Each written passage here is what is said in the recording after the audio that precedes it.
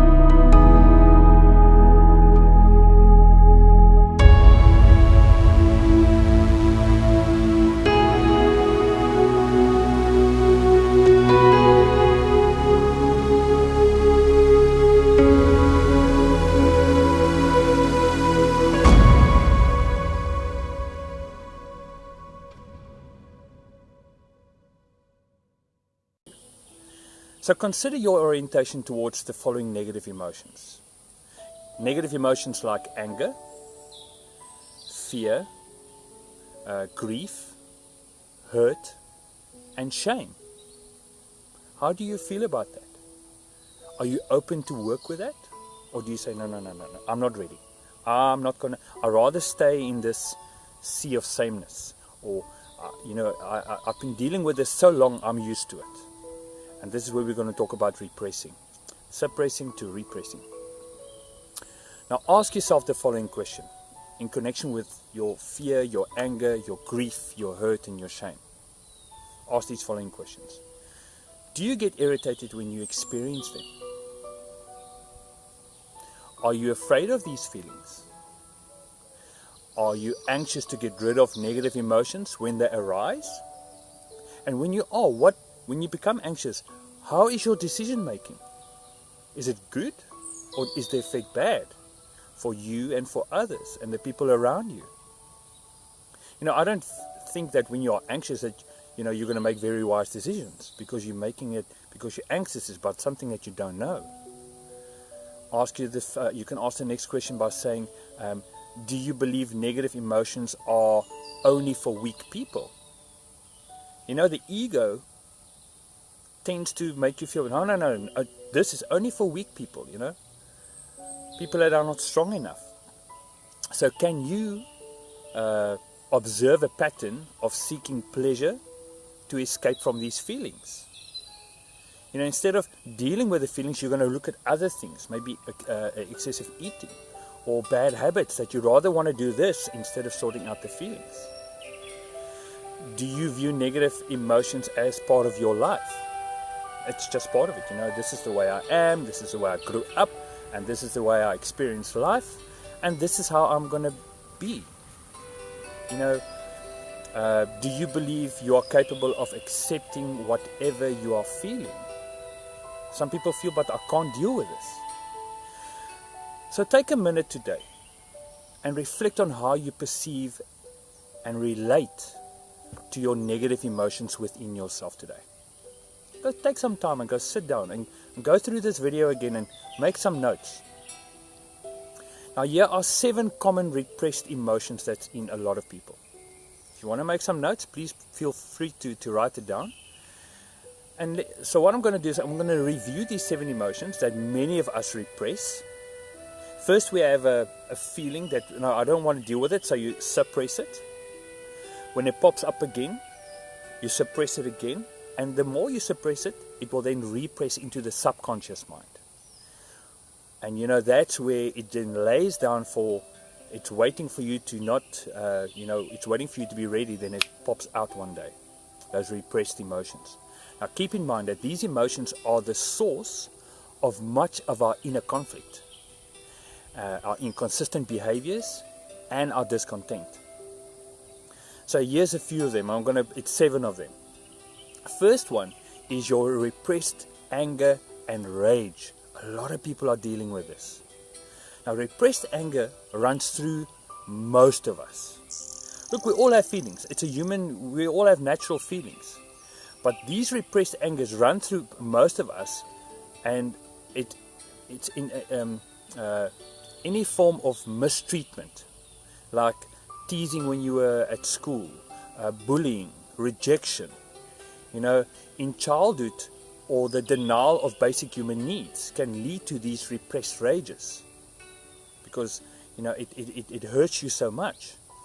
Now, just remember one thing that I must mention. Repressed rage can lead to anxiety, depression, and here's a big one, chronic pain. We were talking about this yesterday, where there's a doctor that can heal people that's got chronic pain, and he releases their rage. It's trapped emotions. It's these feelings that we have. So another one that we have is repressed grief and sadness. When we don't fully process loss, we drag it along with us. And if your mind continually goes to images of the past, people, places, or things, it's a sign that you are holding on to something that requires processing or understanding. You've got to become quiet and deal with it. A lot of people out there are just carrying it with them. You can see it on them. And it's their behavior. It becomes part of their personality. Now, repressed shame and guilt is another one. Shame and guilt seems to be the primary operating system of our culture. And it's also the basis of many religions. Shame and guilt are powerful tools of manipulation to get us to do what some people else want us to do. Another repressed emotion is hatred. Now, during childhood, many of us are taught that it's not acceptable to hate, because we're supposed to love everybody. Now, does this make the feeling of hate go away? No, it doesn't. It only forces us to push it into our subconscious mind. Now remember, whatever you repress grows stronger in you, and it gets projected out onto others. Another repressed emotion is fear. With normal fear, there's a flight or fight response. Repressed fear, in contrast, immobilizes us. If you suppress the fear and it goes into repression into your subconscious mind, it makes you, it keeps you stuck. You feel that you can't do anything. And also the other thing, as we talked yesterday, it also constricts our bodies and it damages our kidneys. It's got physical pain that it can cause. Now, repressed desires, power, wealth, excuse me, status, sex and control, controlling dominant, it controls our dominant, our subconscious mind. Now, many of us, in our attempt to be spiritual, will repress these desires to become more spiritual. And when we deny the existence of our desires, it makes our repressed envy grow stronger if you don't deal with it.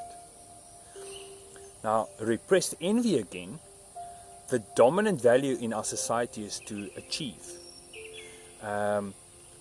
Comparison and competitive drive, competition and comparison, it drives achievement. So the subconscious mind, message from an achiever's mind, will include the following sayings, like, I'm better than you, see if you can catch me, you'll never be as good as me, I'm the winner.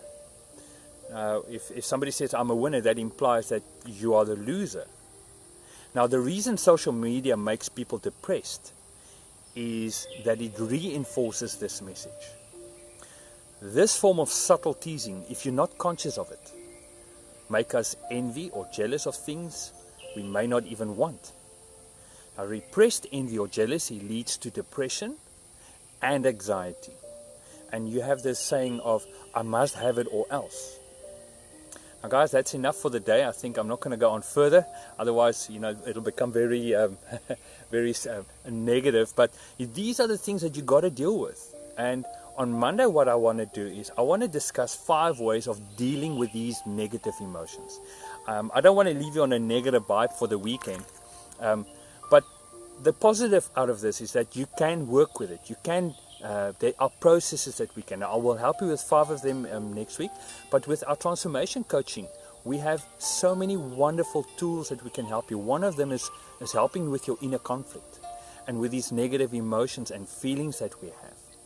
Because life is so busy, we don't take time to do it. So with the internet and with our coaching that we do online, we can help you with this.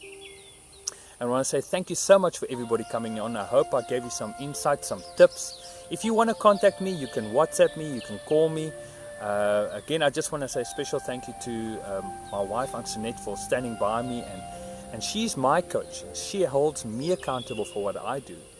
And, for yourself, I hope you've got someone that you can look up to. That, as a coach for myself, I help aspire people. I want to help you become the best version of yourself. So may you have a blessed weekend. Remember, don't look down all the time. Look up. We have a beautiful day. We've been blessed with oxygen, with family, and whatever you have, it's been given to you to appreciate. So start focusing on looking up and looking at the positives. So have a wonderful weekend. I'll see you Monday at 10 o'clock. Stay safe and share the love. Bye-bye.